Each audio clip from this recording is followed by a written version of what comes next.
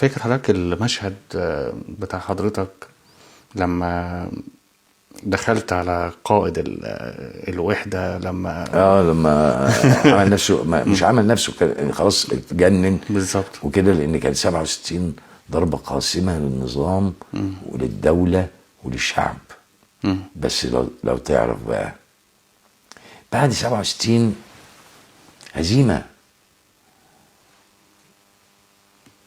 تألق الفن وتطور الفن وكثرت الأعمال علشان نقدر نخفف وطأة الهزيمة في التعليم وفي الثقافة وفي الفن وفي الإعلام. حاجات كتير اتصلحت بعد الانتصار أكتوبر. ريحنا خلاص، ما بقاش في حاجة. الفن بقى مبتذل، وبعدين الانفتاح بعديه ابتذل حاجات كتير في الوطن. كامب ديفيد أثرت علينا وكنا ضدها.